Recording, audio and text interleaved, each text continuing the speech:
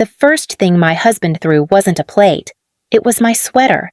It landed on the couch with a soft thump, the kind of quiet sound that somehow feels louder when a room has just finished arguing. Ryan stood in the doorway, still breathing hard. The kitchen behind him carried the faint smell of burnt coffee from earlier that morning. I hadn't even noticed it before. Now it was the only thing I could smell. "Kayla called me at work," he said. She was crying. That was the first real clue something had already gone wrong before he even walked through the door. "She said you told her she's draining our money, that she should start paying to live here." I blinked at him. "That's not what I said," I replied.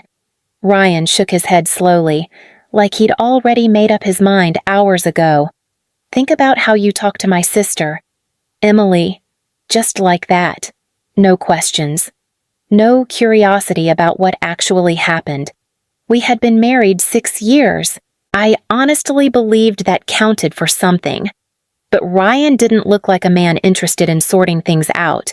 "If Kayla doesn't feel welcome here," he said, "then maybe you should take the couch tonight." I stood there holding the sleeve of my sweater, trying to decide if this was the moment to fight or the moment to step aside. In the end, I stepped aside. "My name is Emily Carter. I am 35 years old. And that night, I slept on my own couch in our townhouse in South Austin. The strange thing is, the whole mess had started with something as small as a grocery bill. Kayla hadn't always been part of our daily life. 8 months earlier, she showed up at our door with 2 suitcases and red eyes that looked like she hadn't slept in days. "Just a few weeks," she said, hugging Ryan like she might fall apart if he let go. A breakup. A messy one. From what little she told us. Her apartment lease ending at the same time. The kind of bad timing that makes people need somewhere safe to land. Ryan didn't hesitate. "Stay as long as you need," he told her. I remember standing in the hallway that night after she went to bed. "How long is a few weeks?" I asked quietly. Ryan wrapped an arm around my shoulders and kissed my forehead, "until she's back on her feet." At the time, that sounded reasonable. Ryan works long hours and hates dealing with bills. I've always handled the accounts, the credit cards, the monthly payments. It's just the system we fell into after we got married. So when Kayla started using the household card for groceries or small things, Ryan barely noticed. He trusted that I was keeping an eye on everything. For a while, I told myself the same thing he did. She just needed time. But time has a strange way of stretching when nobody sets a limit. Weeks quietly turned into months. And eventually, the numbers on our bank statement started telling a story Ryan wasn't seeing yet. I've always handled the bills in our house. Ryan says numbers make his head hurt, so somewhere along the way, they became my responsibility. One Tuesday night, I sat at the kitchen table with my laptop and started going through the credit card statement. The ceiling fan above me made a slow, clicking sound every time it turned. At first, it was just small things. Groceries. $342. A clothing store charge. $186. A beauty spa. $220. Another clothing charge. $94. Individually, none of it looked shocking. But when I kept scrolling, the pattern started to feel heavier. I leaned back in the chair and muttered, "You've got to be kidding me." Ryan walked in halfway through and dropped his bag near the door. "What's wrong?" "Your sister's spending," I said. He frowned. "What about it?" I turned the screen toward him. Last month alone, Kayla put around $1,600 on the household card. Ryan blinked slowly. "That can't be right." "It is." He rubbed the back of his neck, the way he always does when a conversation makes him uncomfortable. "Emily, she's had a rough year." "I know," I said. "But our mortgage is $2,350 every month. Groceries are climbing. Utilities, too." Ryan sighed. "You're making this sound worse than it is."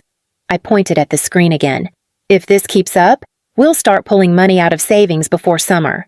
He stared at the numbers for a long moment. Then he said the one thing that made my stomach sink. "Why don't you just talk to Kayla about it?" The conversation happened the next morning. Nothing dramatic. Just the kitchen table, 2 mugs, the smell of toast that burned a little on one side. Kayla walked in wearing leggings and holding her phone. "Morning," she said. "Hey," I replied. "Can we talk for a second?" She sat across from me. "Sure." I kept my voice calm. "Honestly," I even practiced the sentence in my head beforehand. "Since you've been here a while," I said, "I think we should adjust some things around the house." Kayla frowned slightly. "Like what? Just small stuff?" I said, "Utilities, groceries, maybe around $450 a month." She blinked at me. "You want me to pay rent? I didn't say rent." I replied, "Just help with the costs." Kayla leaned back in her chair. "So, basically you're charging me to live here." "That's not what I said." "Then what are you saying I tried again?" "I'm saying we're all sharing the house." "It makes sense to share the expenses." She stared at me for a long moment. Then her eyes filled with tears so quickly it almost felt rehearsed. "I thought this was my brother's home," she whispered. "It is," I said quietly. "And it's mine too." Kayla stood up so fast the chair scraped across the floor. "I can't believe you'd say something like this." She walked out, already dialing her phone. I heard her voice in the hallway. "Ryan, I think Emily wants me out of the house." That was the moment everything started sliding downhill. Sleeping on the couch sounds dramatic when you say it out loud. In reality, it's mostly just uncomfortable. The refrigerator hummed in the kitchen all night, a low electric sound that made the house feel emptier than it should have. Around midnight, Ryan closed the bedroom door. He didn't slam it. He just shut it quietly. For some reason, that felt worse. I lay there staring at the ceiling, replaying the same sentence in my head. "Think about how you treat my sister." Fine. I thought about it. About the grocery bills, the credit card charges, the way every conversation somehow turned into me being the problem. By the time the clock on the stove read 5:30, something inside me had settled. Not anger exactly. Something calmer than that. Clarity. I got up, opened my laptop at the kitchen counter, and started typing. When Ryan walked in later that morning, he found me holding a single sheet of paper. "What are you doing?" he asked, trying to make things clearer. He looked down at the page. "A guest agreement." "More like house rules," I said. "Temporary ones." He frowned. "Emily, don't turn this into a contract." "I'm not," I replied, sliding the paper toward him. "I'm trying to stop the confusion." The page listed a few simple things. $450 each month toward groceries and utilities, shared kitchen responsibilities, basic household expectations. Ryan stared at it like he wasn't sure whether to laugh or argue. Kayla walked in just then. "What's going on?" I handed her the page. "Just some structure while you're staying here." She read the first line and let out a short laugh, but there was nothing amused about it. For the first time since she moved in, Kayla looked at me like she had just realized I wasn't going to play the same role anymore. Kayla read the paper once, then again. Then she dropped it on the counter like it had personally insulted her. "You're serious," she said. "Yeah," I answered. Ryan rubbed his face. "Emily, this is a little much." Kayla pointed at the page. $450 that covers groceries and utilities. I said. "Which you're using."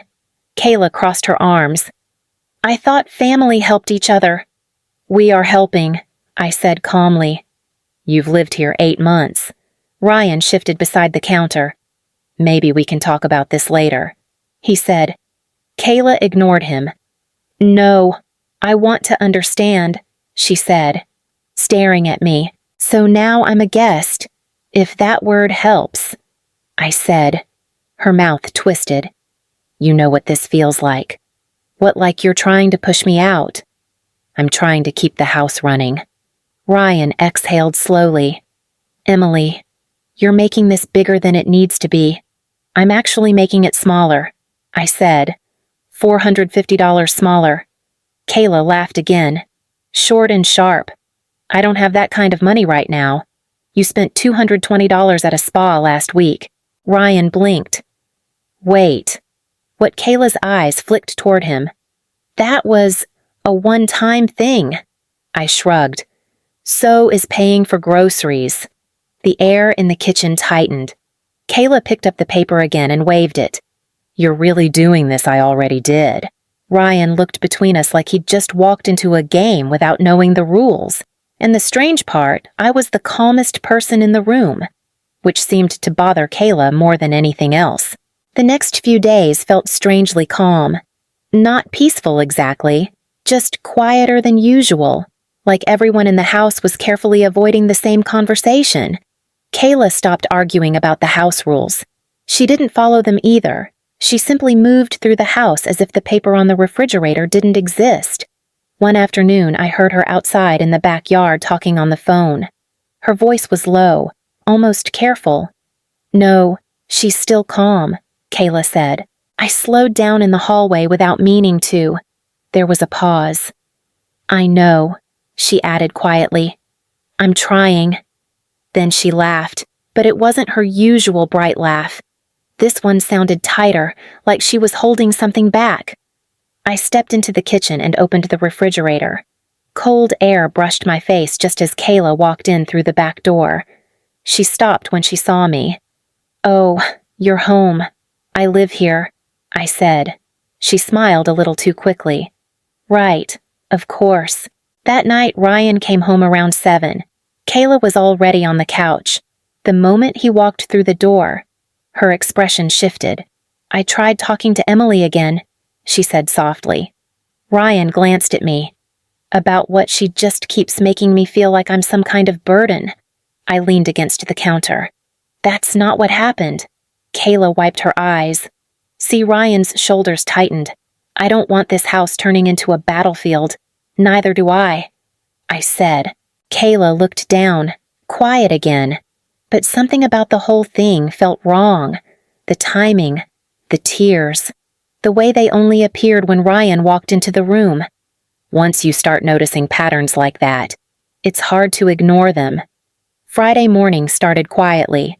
Kayla rushed upstairs, saying she was running late. A minute later, the shower started, water hitting tile in a steady rhythm that echoed faintly down the hallway.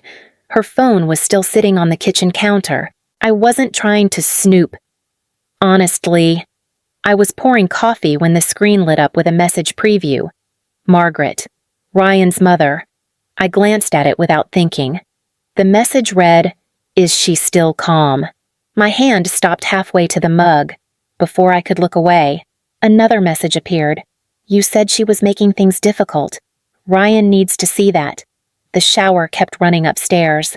For a moment, I just stood there, staring at the phone like my brain was trying to decide whether I had misunderstood what I'd read. Then another message buzzed. Don't make it easy for her. Eventually, she'll show her real side. My stomach dropped. Slowly. I pulled out my own phone and took a quick photo of the screen. Then another, just to make sure the words were clear. Upstairs, the water shut off. I'll be down in a minute, Kayla called. I set her phone exactly where it had been and poured my coffee.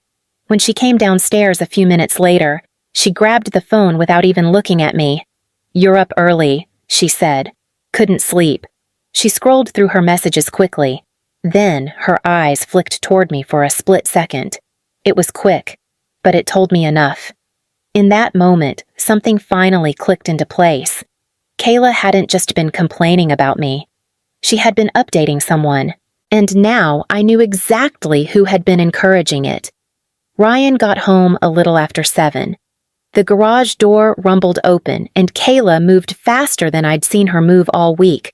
By the time he stepped into the living room, she was already sitting on the couch. Ryan, she said, her voice shaky. I don't think I can stay here anymore. He set his bag down slowly. What happened? Kayla wiped her eyes. I tried talking to Emily again, but she keeps treating me like I'm some kind of tenant. Ryan glanced toward the kitchen where I was standing. Emily. I set my glass on the counter and walked over.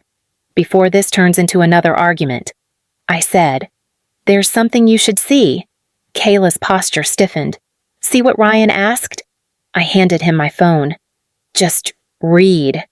Ryan frowned as he looked at the screen. What is this? Messages? I said. Kayla stood up quickly. Those are private. Ryan didn't return the phone. He kept reading. At first he looked confused, then his brow tightened as he scrolled further. Kayla, he said slowly. Why is Mom asking if Emily has lost control yet? Kayla shook her head immediately. You're misunderstanding that. Ryan kept scrolling. Another message. Another line. Don't make it easy for her. Ryan needs to see what you've been dealing with. Kayla crossed her arms. Emily went through my phone. That's not normal. Ryan ignored that. His eyes were still on the screen. Mom told you to keep pushing Emily. That's not what she meant, Kayla said quickly. She was worried about you. Ryan looked up at her. Then why does this say you've been trying to make Emily look unstable? The room went very quiet. Kayla opened her mouth but didn't say anything. Ryan lowered the phone slowly, like something inside him had just settled into place. All this time, he said, his voice flat. You were trying to prove Emily was the problem. Kayla stepped closer. Ryan, listen. He shook his head. I think you should pack a bag. Kayla left that night. One suitcase. One tight look in my direction. No goodbye. Ryan stood in the doorway while her car pulled away down the street. He didn't follow her. The house felt different after that. Not peaceful exactly. Just quieter, like something heavy had finally moved out of the room. Ryan came back inside and sat across from me at the kitchen table. I should have listened sooner, he said. I shrugged lightly. You listened eventually. He nodded, staring at the table for a moment. Mom called earlier. He said, she wants to come over tomorrow. That conversation should be interesting. Ryan gave a small, tired smile. This house isn't turning into a battlefield again. Not for anyone. Later that night, he pulled the paper off the refrigerator. The house rules. Maybe keep it. I said. He laughed softly. What I learned through all this is simple. Families argue. That part is normal. But when people stop saying what's really going on, silence fills the space instead. And silence can do more damage than the truth ever will.